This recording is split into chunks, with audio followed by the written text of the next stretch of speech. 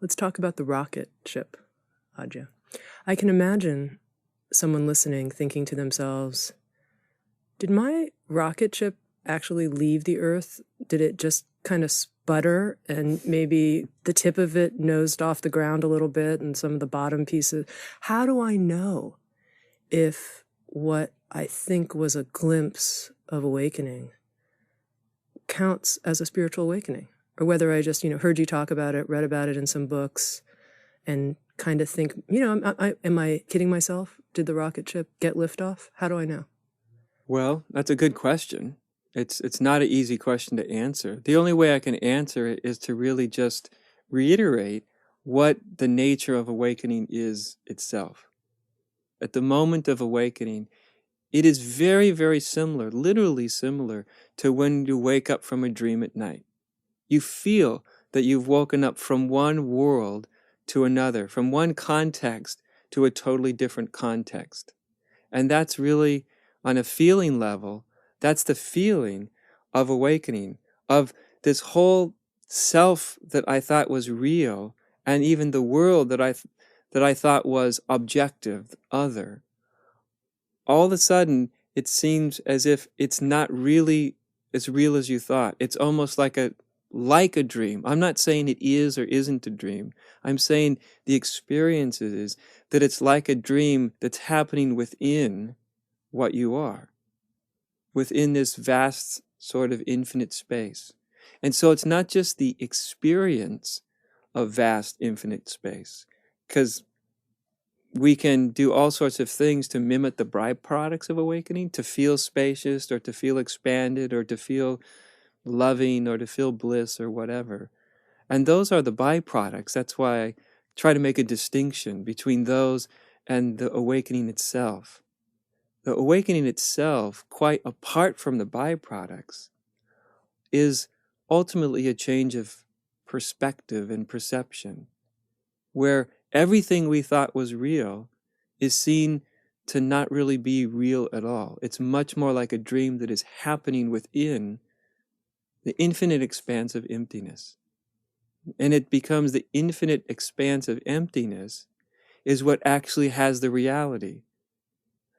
In the same way that when you dream at night, it's not your dream that has reality, it's your mind that's dreaming your dream that actually has the reality, relatively speaking. When you describe your own story, you're able to say, the rocket ship achieved liftoff when I was 25 years old. There's like a day, a time.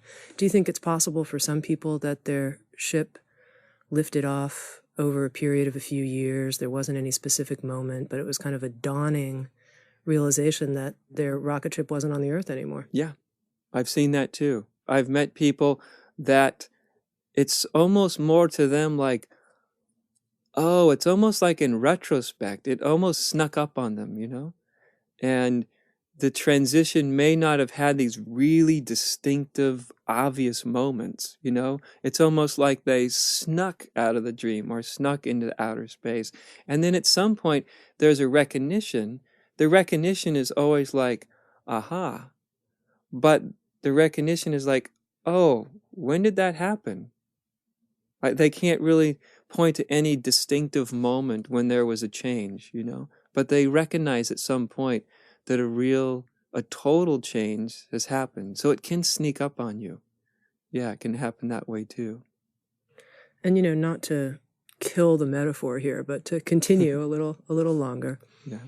I was sharing this metaphor with somebody, and they said, "Well, what's the fuel? Is the fuel wanting liftoff more than anything else?" I wish I could say what the fuel is. I don't know that it's really possible to say what the fuel is, because it's not just limited to something personal.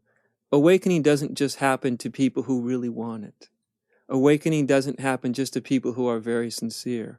Some people it happens to completely out of the blue. I've met people that were not on a spiritual path at all. In fact, I've met people that were in a really quite a denial of all of spirituality, and then boom, out of nowhere, it hits them. This awakening hits them. And we couldn't call them sincere, or we couldn't say they were pursuing it, or even had an obvious yearning for it.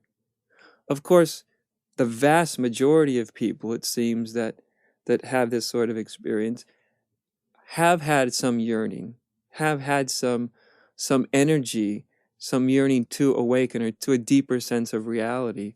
That's true. But the problem is anytime we say this is necessary or that's necessary, there's always examples to the contrary.